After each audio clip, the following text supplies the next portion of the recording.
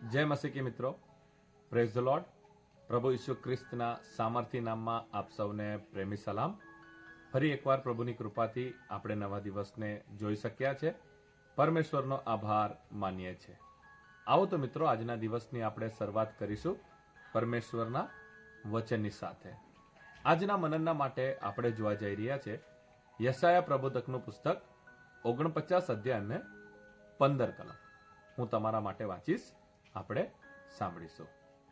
શું સ્ત્રી પોતાના પેટના દીકરા પર દયા ન કરે, એવી રીતે કે તે પોતાના ધાવણા બાળકને વિસરી જાય? હા, કદાચ તેઓ વિસરે, પરંતુ હું તને વિસરીશ નહીં.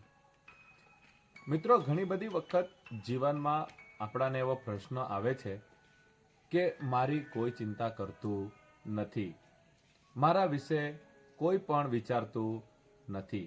ઘણી બધી વખત આપણે જ્યારે નોકરી કરીએ છીએ ત્યાં આપણાને આવા વિચારો આવે છે, આપણા કુટુંબમાં આપણાને આવા વિચારો આવે છે, મંડળીમાં આપણાને આવા વિચારો આવે છે કે મારી પરિસ્થિતિના વિશે કોઈ વિચારતું નથી, મારી સમસ્યાઓના વિશે કોઈ વિચારતું નથી, મને કોઈ પ્રેમ કરતું નથી, મારા વિશે કોઈ ચિંતા કરતું નથી. મિત્રો, હું તમને કહેવા માંગુ છું, આ સંસારિક જીવનમાં જો કોઈકના પ્રેમની જો વધારે વાત કરવામાં આવી હોય ને, તો એ છે માનો પ્રેમ.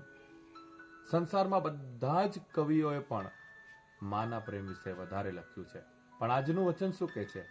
હા, કદાચ માં ભૂલી જશે, પણ હું તને વિસરીશ નહીં. મિત્રો, પરમેશ્વરે વાયદો કર્યો છે, હું તને નહીં ભૂલું. પરમેશ્વરે વાયદો કર્યો છે. માણસ તો કદાચ વાયદો કરીને ભૂલી પણ જાય, પણ પરમેશ્વર કહે છે કદાચ માં ભૂલી જશે, પણ હું તને ભૂલીશ નહીં. જો મિત્રો તમને એવો વિચાર આવતો હોય ને કે તમે એકલા પડી ગયા છો, કોઈને તમારે કઈ ચિંતા નથી, તો હું આજે સેવક તરીકે તમને કહેવા માંગુ છું, પરમેશ્વર તમને પ્રેમ કરે છે અને પરમેશ્વર તમારી ચિંતા કરે છે. એટલે આ સંસારના પ્રેમની આશા નહીં રાખો.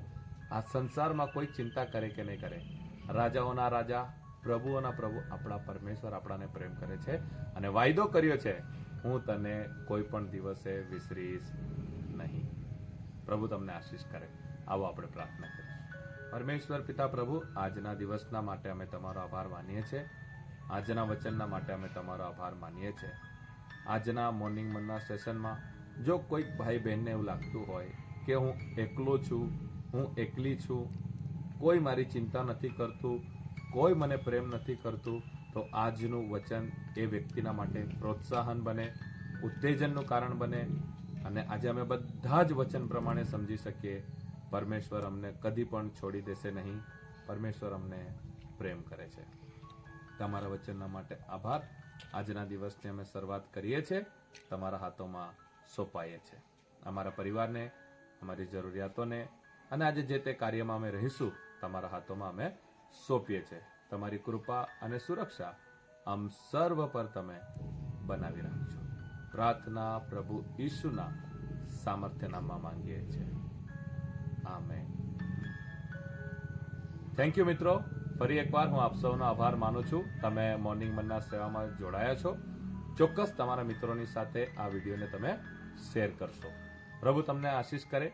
God bless you. Have a nice day.